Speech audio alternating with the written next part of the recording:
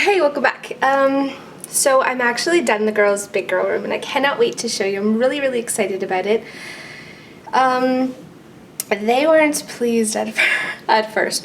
Well, Isabel was, but Abby was like, oh my god. She was like, I want my old room and I don't want to sleep here. She was excited but not excited. And then there was all the drama about the kids like sharing the space, you know what I mean? The fighting.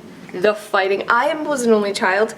I had step siblings that came in the summer from Nova Scotia, and I had like half brothers that were born once I was 10 that I saw every other weekend. But basically I was an only child. So the idea of sharing is a foreign subject to me. And the fighting, I'm just like, is this normal? She was like, oh yeah, it's totally normal. It was everything. Isabel's on the top bunk, and then Abby was on the bottom, and Abby really wanted her privacy because she loves having her own room. She shut the door, so I put curtains on the bottom. Well, then Izzy wanted the curtains, right? So she was all like, I want curtains, it's not fair. She was crying. So I was like, you have the lookout tower, you're up top, you're the king of the castle up there. And then Abby's like, I want to be the king of the castle. And I was like, oh my Lord. A lot of drama. And then they were like wanting on each other's bunks and touching all each other's stuff. And I was like, okay, nobody's allowed on each other's bunks unless the other one says it's okay. So then they were sneaking up there, and then it was just like, oh my god. The first 2 nights, literally, the first night they both cried for probably 2 hours fighting over stuff. And the second night we had like an hour, and then we're going on like day 4. So last night there was no crying. Knocking on wood. So anyways, I'll show you the room really quickly. And it was done on the cheap, so I'll show you some budget things that I did to make it girlier, prettier, without spending a lot of cash.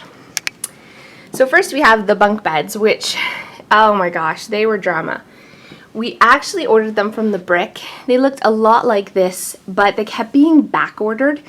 So then what we did is we found this other place called Riley's Room. I called, they were like, yeah, we have some in stock. Half the price of the Brick. And they threw in the drawers on the bottom for free. And they had them in stock.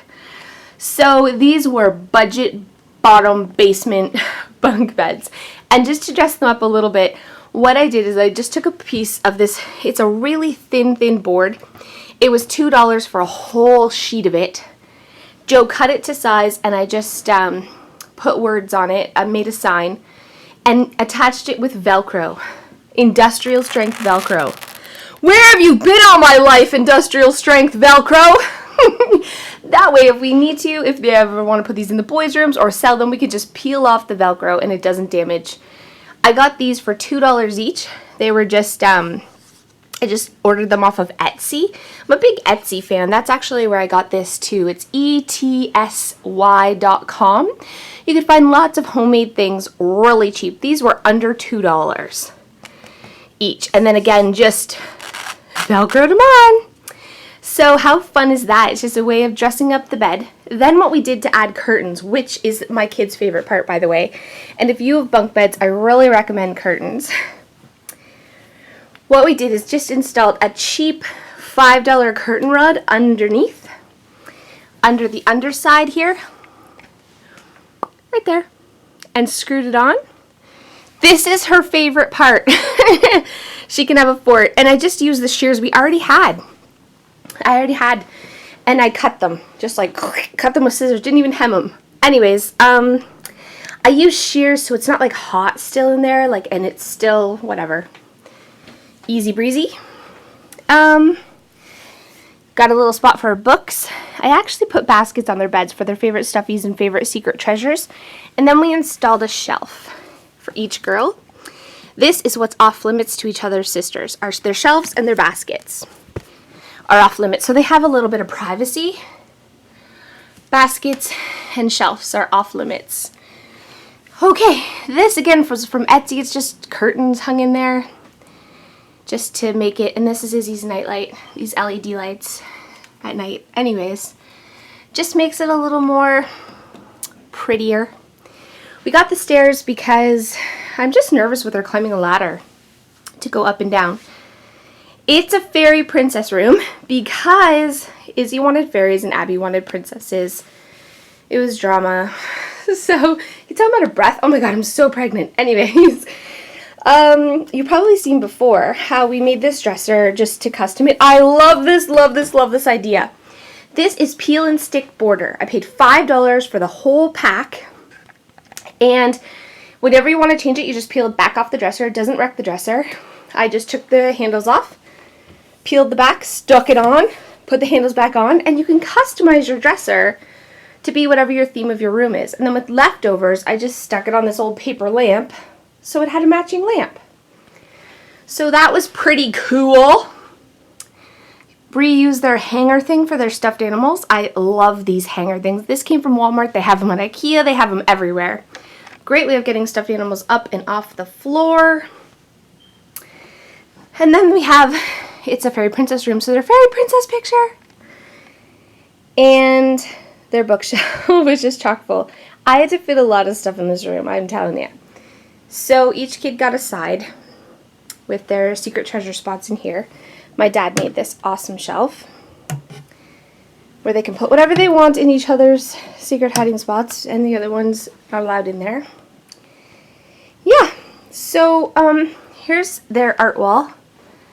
It says I'm so talented, and then I let them, these are just dollar store frames that I painted white and then painted the inside, whatchamacallit, matting. And then I just switch out their own art. They can make their own art. That's probably one of their favorite parts of the room. And it cost me $3. So that's fun. Great idea for kids. And then behind the door I put their accessory wall. Just reusing the 3M hooks we already had. And these awesome magnetic holders for all their accessories. So, somehow I managed to squeeze in everything from both girls' rooms that were already full into one room. I'm very proud of myself. I'll show you one thing I did in their drawers really quickly.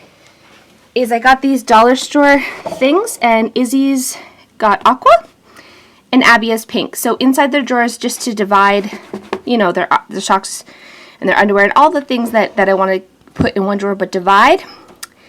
Because it's easier for putting it away, you know what I mean? I just got these dollar store bins that fit perfectly in the drawer. Then in their closet,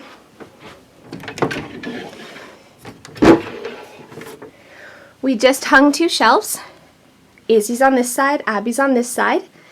I got a stool that they can pull out to reach and put their hangers away in their hanger bin. God, I love having a hanger bin. And sweaters and fancy dresses and stuff that they don't wear all the time go up top. And more like wintry clothes go up top. And then all their summer stuff is down here. And I'll switch it for the seasons.